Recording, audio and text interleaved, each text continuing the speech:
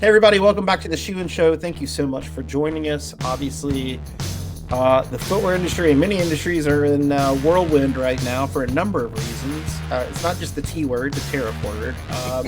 Our supply chains have been on fire for a couple of years now. There's been a lot of issues and challenges that our industry's faced. And one thing that we constantly talk to our members about is innovating through that. The only way through the fire is to innovate your way through it in many ways. And I think, in particular, where we're at is just trying to look at things a little bit differently, find new materials, find new suppliers, constantly change and innovate as we continue to try to deliver great value to consumers. One of the areas, though, I think in particular that our industry can do a lot better on is looking at kind of new innovators that are coming up that may not have the scale our traditional suppliers that we work with have, but there's challenges to that because I think our industry in particular may not have, kind of the right insights or kind of understanding some of those innovators that are producing next gen materials, next gen processes, et cetera. And so this show in particular, I think is going to be very fascinating because it will help us kind of unpackage that and think a little bit more critically in that space. So with that, I want to thank Alan Lugo for coming on today. He is a dear friend I've known for a long time, worked at Wolverine for many years. He's had stints at Natural Fiber Welding and now is going out to help brands specifically in this place kind of look at innovations and opportunities to try to unite or link up, I guess, kind of next gen with where we are as an industry to kind of launch it forward. And he's also brought on Stephanie Downs, who is the founder of Uncaged Innovations, which sounds awesome. So I'm interested in uncaging some of the innovations for our listeners today, Stephanie. Awesome. As we get into it really quickly, Stephanie, like what's your kind of give us your background and then a little bit about Uncaged Innovations. Sure. Perfect. Hi. Nice to be here, Andy. So my background is all in entrepreneurship. Fortunately, I have a fabulous CTO co-founder in the venture. I've been an entrepreneur for 25 years. This is my third venture. My first was a digital marketing company, which is not interesting today, but in 1999, my biggest competitor was the Yellow Pages. And then I had that company for 14 years and sold it, then went on to start a plant-based meat company in India, actually. So big turn. And then after selling that company or selling out there, decided to turn my attention to materials.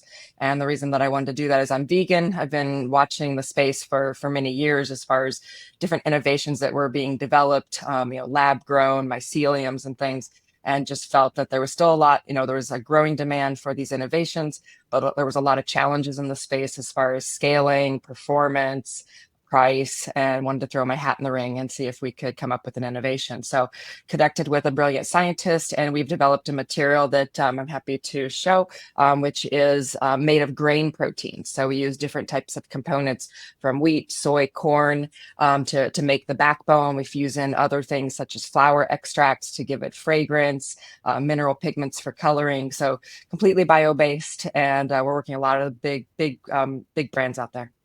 That's fascinating. So you started disrupting the Yellow Pages, and now you're coming into footwear. But yeah, Nice. it's funny.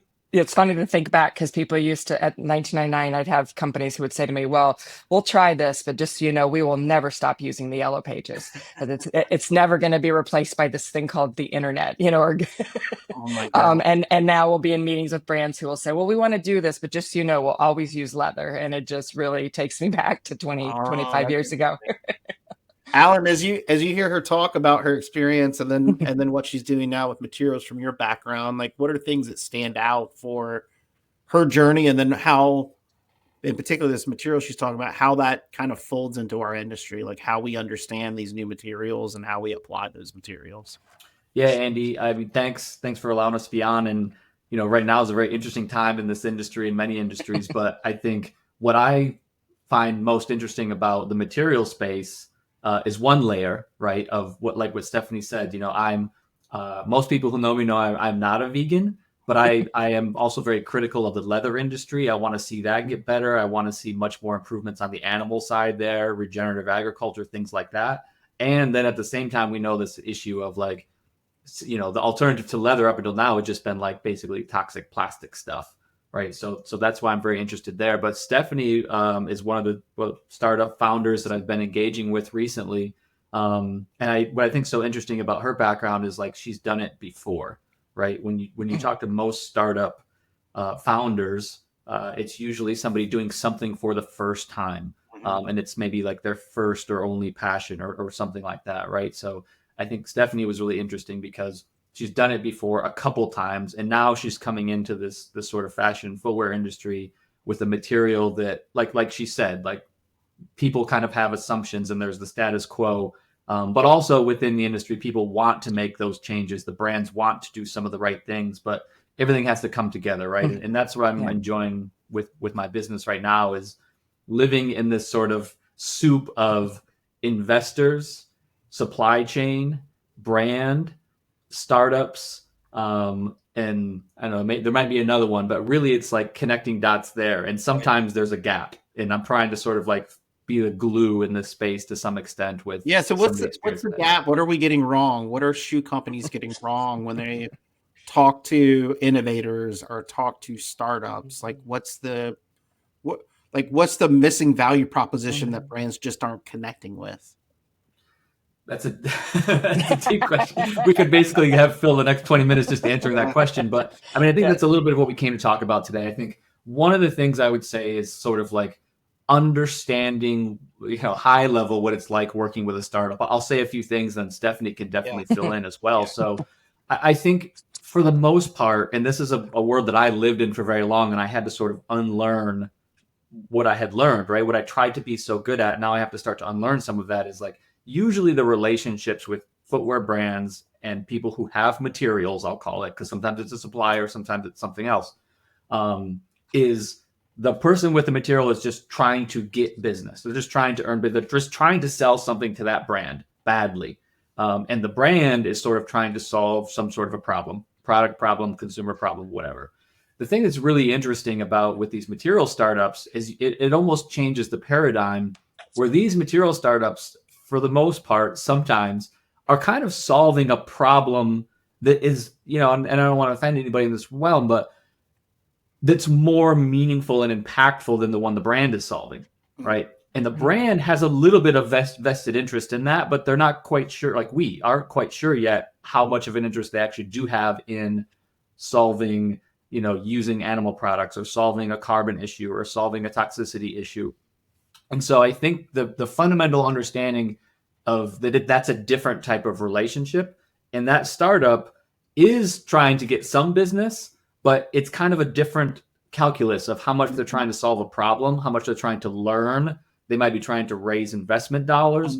They're doing a lot of different things. And then I think most of the brand teams are used to just engaging with somebody who's selling them a product. And so it becomes like a price performance, delivery time, and all those things matter, right? But so I'll leave it there to say you have to look at it differently. Yeah. And Stephanie, how do you Go ahead. No, I'm just saying, I think Alan makes an interesting point. The conversations are going to be a little bit different when you walk in the room and talk to them about what you're doing and why you're doing it.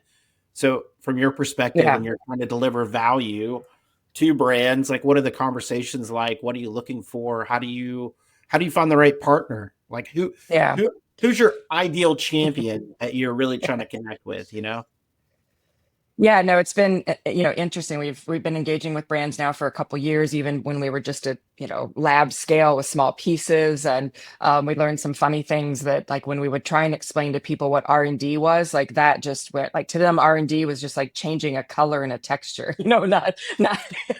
And so we'd send them something and say, this is just a work in progress. And then some people would just ghost us because they're it was so early on, but you have to start somewhere to get that feedback. So, we've learned that, there's a lot of challenges. I would say if I had to compare or if I had to create an analogy on what it feels like to be a startup, I always say to people, it's like we're in a little tiny dinghy and the companies are a container ship and we're trying to share the same channel together.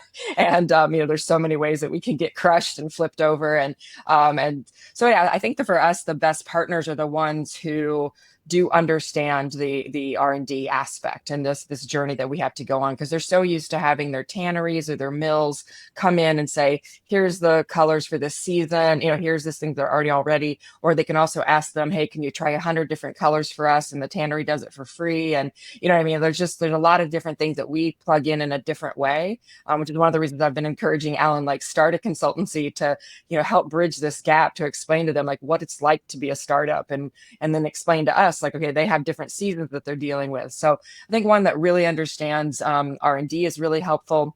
And then also is kind of willing to put their money where their mouth is, so to speak, whether it's paying higher at the beginning. A lot of companies, it's interesting, I've learned there's a difference in scaling. So the term scale means different things to different people, because obviously they want to put money into companies that are already at, like, there's two different types of scale. There's proving you can scale it, right? Like just getting it to where it's producing enrolled rolls, versus right now, for example, we're producing in 200-meter rolls, but we can produce 2,000-meter rolls. It's not a problem. It's just we're producing multiple colors, smaller rolls. Once we get to where we're producing 20,000 meters, all those dollar amounts go down. But brands want to pay what the price is going to be when we're doing 20,000-meter roll, 20,000-meter runs. So yeah, so just some of those different things of going on the journey with us makes a big difference. How are the conversations when it comes to where consumers are heading versus where the brands are only edging slowly towards that, right? We know consumers are more concerned about the environment. I mean, right now we see fires, floods, it's impacting people in ways we never thought possible, right? So obviously, around kind of Earth Day, when we're kind of talking about that today, when consumers are shifting and brands are not shifting and there's a disconnect, like obviously in the past, when we're talking about sustainable materials, it'd be a small segment. It seems like the segment's growing. It seems like the consumer base is like growing, and there could be more opportunities for companies like yours to go in and more easily talk to those folks about this. Yeah, it's definitely growing, and especially with the younger generations, the up and coming, really what's going to be the primary future consumers. So, with the brand, it's interesting. Like I would segment the brands into two categories: the ones that don't quite, they're putting their toe in the water, but they don't fully get it yet. And then the ones that understand that they're going to be Kodak if they don't do something about this, and they, and so that it's coming, that these things take time. It takes time to integrate these. So they either lean in hard or they're way back. Like we don't get too much in between, if that makes sense. Yeah. Alan, from your perspective, like, what's the obligation for the footwear industry when it comes to startups? Like, what is it? I mean, I opened up the whole show talking about how many challenges and problems we're having, right? So if we keep operating in the same way transactionally, we're going to keep getting the same results, my opinion. But I would like to hear what you have to say in terms of where the industry needs to dig a little deeper in this space, perhaps. Yeah, I think that word obligation is an important and interesting one. And I've been having discussions, and sometimes I'm active on LinkedIn, and to think about, like, I always like to separate this idea of brand and individual, right? Because we always like to see a brand as if they have a personality, but it's just a collection of individuals. So, I think brands themselves do have some sort of obligation to the industry and to move the industry, right? Because the industry is made up of brands. So, but I think it's kind of a question too. Sometimes whether you're at the executive level of the brand or you're one of the ones working in the innovation of the sustainability team, sort of just think about it, like, is our work sort of an obligation for the industry? Is it an obligation for the brand? Is it something that the product needs and we're trying to find it? But also sometimes too, to think about, like, or is this like charity, right? And sometimes charity's okay. Like, if you're a startup, you'll take some charity dollars, right? You'll ring the bell out in front of the door and you'll take little bits of this and that. But somebody somewhere along the way has to do something to move things forward. And I think that's the interesting roles about what brands play. You can talk about marketing and brand archetypes, but Stephanie might know, and I might know from working with lots of brands, of like, some of them do sort of have a sort of culture of innovation and doing different things and pushing things forward. Yeah. Some of them have a culture of marketing amazing product. Some of them have like really strong core values, so that you automatically know, like, hey, what we're kind of doing might go against their values. So that might not be a good match. So, but I think everybody, you know, every brand, every team should like always work on that strategy, which is difficult, right? Strategy is an easy word, but hard thing to really understand of what is the thing that we should be doing, you know, and kind of start there. I mean, because I think there's a lot of stuff that you can just chase, you know, keeping your innovation team busy by saying, hey, go out and find out what these 30 companies are doing. But what things actually make sense with what the brand is looking to do, or what the people might expect from them? Might someone expect this of you over that? You know, Stephanie talked about vegan.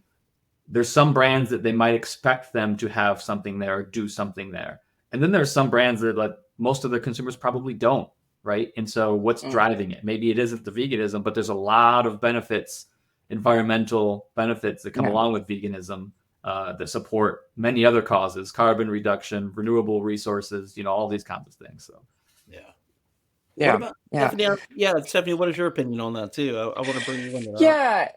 Yeah. So a couple of points I'll work off of there. So first of all, you know, it is interesting. We do want to see the brands lean in more. And I think what also a lot of brands don't realize is that there's different ways of leaning in that aren't always financial. You know, things like letters of support that we can use to apply for grants. Like we had a situation where we were applying for a $1 million grant, and it was one we had a very likelihood chance of getting. And then we didn't get the grant, but and we had to ask multiple companies to like provide a letter of support saying this is a type of material they're very interested in, that they'd be interested in buying if it met their specs, that type of stuff. And we didn't get the grant. And the feedback was because we didn't get anybody to agree to do a letter. This was in our early days before we really had brand partnerships. And the feedback in the grant was that they didn't see the demand from the industry because we didn't get letter. You know, so that kind of stuff, it would have been just such a simple thing for a brand to do. And so we can, then also things like letter of intents that we can show to investors, offtake agreements, even prepaying small amounts of orders that we can then use that money toward R&D, offering to talk to investors. Like there's so many different things that they can do, because we can get the money in other places if they can't give it, but the investors have to see a path forward. Like that's just incredibly critical, that they have to see the demand's going to be there. And then the final thing I will say for the brands that are listing is I will say I have some sympathy for them from the standpoint that I do think, especially in the footwear space, some brands have leaned in and they've put in some some substantial financial support and got burned, to innovations that didn't come to market, didn't scale, ended up being too pricey or weren't durable. So I understand brands may be stepping back a little bit, but I would encourage them to I truly believe that right now our industry is in a phase of what's like second mover wave, right? And when you look back at all technology, we had BlackBerry before we had the iPhones, before that we had pagers, right? Like before we had Google, we had Buy Jeeves or Ask Jeeves or whatever it was. So, that just often happens that the second move is better. And right now the innovations that are coming out, like us, for example, we're already fully scaled in roles and the performance is great. So take a look at don't just, if you've been burned before, you have concerns because you've seen others, things are changing substantially in this space. I mean, I think innovation is falling forward, right? I mean, like this idea that if you make a mistake, you like pull back. I mean, that's where you make bigger mistakes, right? Like it is sometimes you fall forward and you have to pick yourself up and keep going. And I think the successful companies do that strategically, right?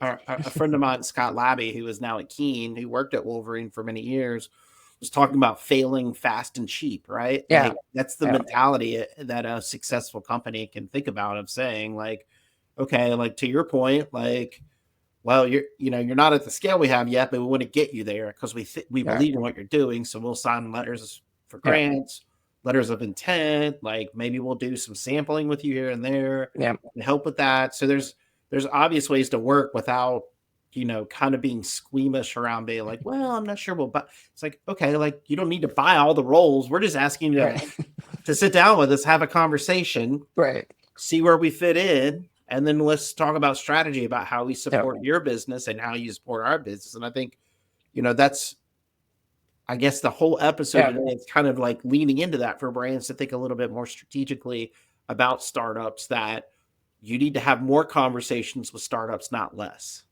Right. right? Yeah. I mean, Alan, am I Exactly. wrong? Like, Yeah, I mean, I think it you know, everything's about resources, right? And Mm. so like you know, you're right and wrong at the same time, right? There's sure. both sides of the coin. That's what So my part wife of it told is me. like you don't want to just have meetings for the sake of collecting information, not doing anything. But I think it is about sort of getting out there and understanding like who is doing something that aligns with what we're Mm. looking for. So it kind of goes back to knowing what you're looking for. I mean, one of the things that I feel like is you know, my experience in this is relatively recent, so I think it's also relevant. But you know, I think it's really good if you're working with, whether it's, you know, some brands are bigger, so they have a materials team and an innovation team and a sustainability team and their inline product development team, and some those are kind of like all shared duties at the smaller brands. Um, but it's kind of nice if you could, if you were a startup and you went in and the team or the company or whoever just kind of comes to you and says, look, this is how we engage startups. I think that's like a Yeah. huge step that any brand can make. And like, you know, you could talk to Stephanie, you could reach out to me, or you could just try to start off of watching this episode of saying like, this is how our system works. And I think, you know, we're talking about a great thing like currency. Just to have ideas, like just to have an understanding, this helps the teams at the startup so much to go up to front and say, Mm. we will use our shipping account. We Yeah. will test things in our lab, you know, because Yeah. I can't tell you how many times that there's like anxiety when you just get to the end of a call and you're thinking about, are they willing to pay for the shipping of these samples? Tons. Yeah. Like that's a big budget resource that you know, if you're at one of the medium or large size brands, you never even spend any thought thinking about the shipping account and who pays that bill. Yeah. But on the startup side, like that can be a significant amount of money when you're trying to work with 20 brands, you know. So from that to testing, you know, come in and say, this is what we do. We have an introductory call. We then ask for samples, which we will pay for, you know, on your behalf. Yeah. We will then test them internally. And then, you know, knowing like, hey, we will then provide the feedback. Some people Yeah. don't. Some people want to keep those results. That's understandable. But again, that's another currency. If you run the test and if you give the results back to the startup, that's of great value because then they can Mhm. know, how does this align with our internal testing we've done? How does it align with other Yeah. brands we've done? You know, a lot of startups are you know, depending on this where they're at, right? We don't want to paint with a broad brush, but a lot of them there's a consistency issue that they're either trying to solve with new equipment or with new processes, or Mhm. they're just trying to figure out like, hey, is our testing equipment calibrated the same way that these brands are? Are we doing the same tests? Mhm. You know, so just getting 5 or 6 test reports from different brands is very useful, right? And so I think it's a little bit harder for a startup to come in and say, this is what we want, this is what we need, this is what we're trying like to dictate sort of. They want to be a good partner to the brands. So I think it's helpful if the brands can come in and say like, this is how we work with startups. This is what we expect. Yeah. The first month, we're probably going to do these things, and then we'll do these things. We will make a prototype, or, you know, because Stephanie probably knows some brands you can get tied up just in the testing rigmarole. And Yeah. like, you might just be thinking, can we just get a shoe made to see how it looks? And it's good just to let somebody know up front, like, look, we're not going to make Right. any shoes for 6 months because this is the process. So, So to so you me, say that, that's important. like, kind of on the brand side, there you need to be thoughtful about your guidelines and your upfront honesty with startups as they Yeah. come in, so they have aligned expectations. But I'd also say if you create those guidelines and a framework, you also probably know, you know, sooner rather than later, like which startups are going to be a fit for your brand and what you're looking Mhm. for, right? Like you're, because that forces you to say, what are we solving for? Where are gaps? How do we Yeah. engage with these? So it helps kind of build an innovation kind of runway for a Yeah. company. And it's interesting you're saying that because as I'm sitting here thinking about it, like most companies don't have that. They don't even think about creating kind of an innovation Mhm. guideline to how they want to operate with partners, and even adding in those things you talk about, like, you know, if we engage with a startup, we want to support them by sampling, we want to support them by paying the shipping costs, we will support, you know, like list those things out like up front so that you can commit to those like that, because sometimes it's going back to you know, leadership and saying, you know, this is what we should commit to do in these spaces to be an innovation leaders and like thrust the brand forward. These are small things that will support this startup. But again, from my knowledge, for a lot of companies, they don't have any of this set up. It's just Yeah. like No. these engagements that like having that set up, Stephanie, would obviously provide fruitful discussion. Would be awesome. Yeah. And you're automatically talking about value in the conversation instead of like, going back and forth. Exactly. No, then we know the go, no go, if you've got to this point or whatever. So just that clear communication, I would say, Alan, if I had to estimate, not even 5% of brands can do that right now. Most of them, they're out there looking, and but so I'll throw out a couple other thoughts. One, I think, one of the things we've seen the best of the brands that have done what Alan's talked about as far as have a roadmap. The other thing that we've seen them done that is very unique and it seems to be extremely effective is that the people involved are financially incented off of innovations getting adopted. So not just finding innovations, like 95% of the brands out there, their innovation and sustainability team's only responsibility is, from what we understand at least, is to go out and find innovations and present them to the designers. And that's where it ends, right? Whereas when the ones where those people are actually, they're almost like salespeople, right? Like they got to go out, they got to find the innovations, they got to take them to the designers, the different, if you're in a house, take it to the different brands and sell it through, meet with those people. And they're out there like aggressively pushing that through because they want the bonus they're going to get off of getting an innovation adopted. And that just seems to work really beautifully. And that's just a very different way of structuring like your innovation team. And then also that I think we're, again, because I do try to look at both sides of the table and understand where the brands are at. One of the challenges I think they've faced is that there's a lot of innovators in our space that have put out great press releases and have great websites.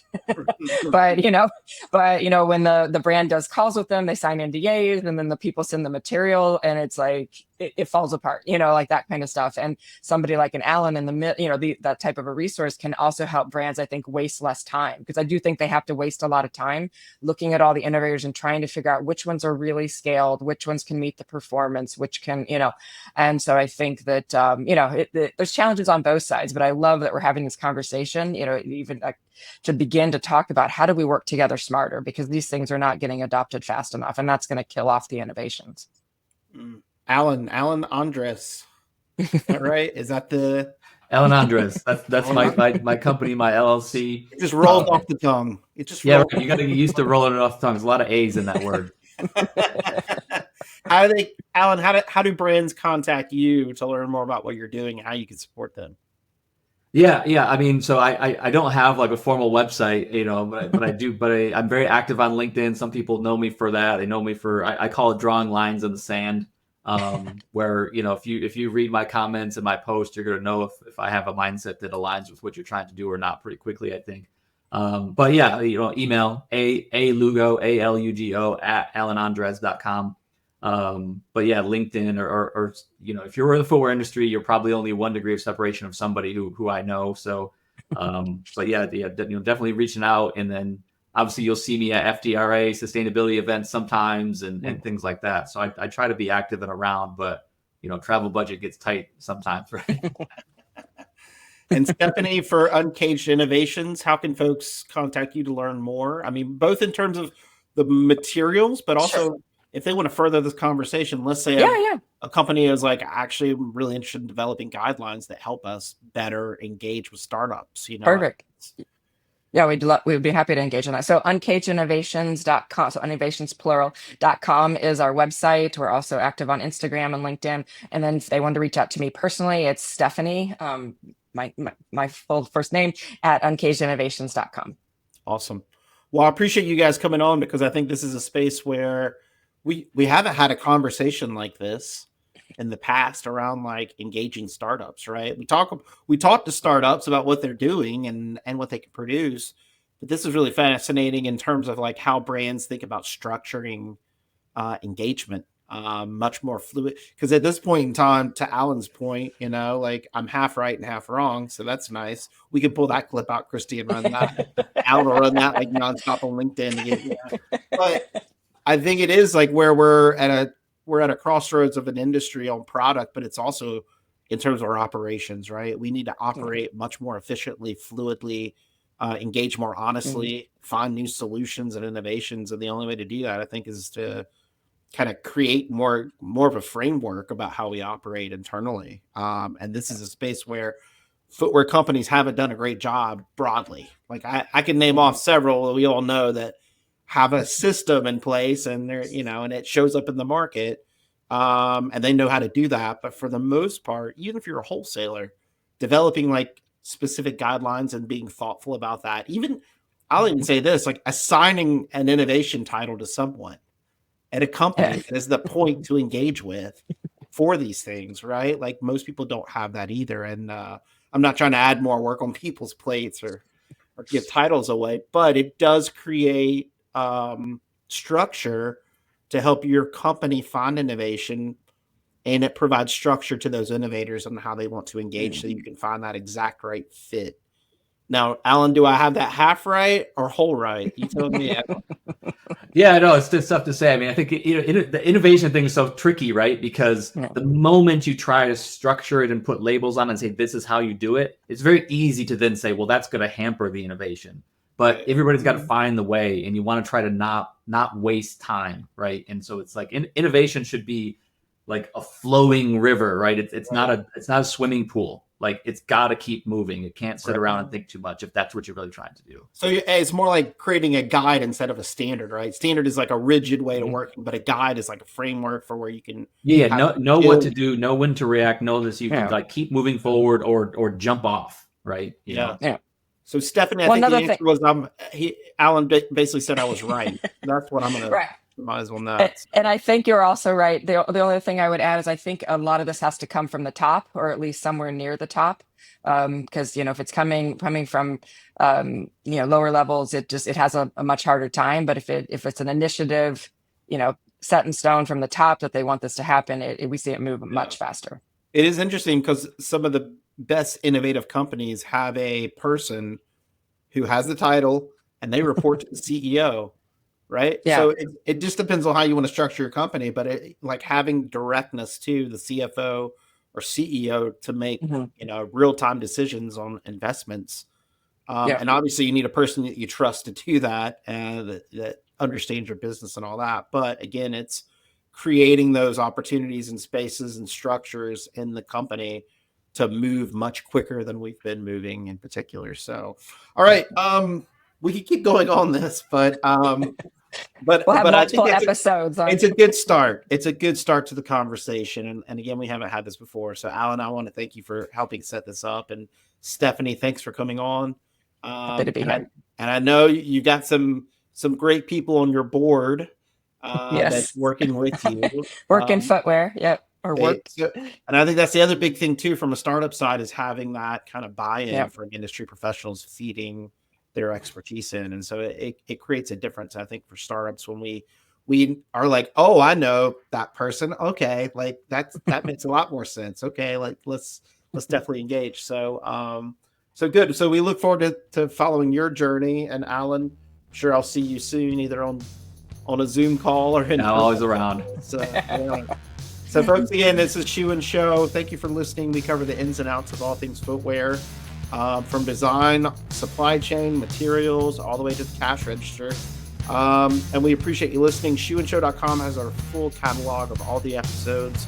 And we appreciate you listening. And until next time, on Monday when a new episode drops, Shoein is out. Shoein has been brought to you by the FDRA, the Footwear Industries Association focused on retail, trade, politics, and fashion, helping create and enhance conversations on all things footwear. For information about FDRA, visit fdra.org.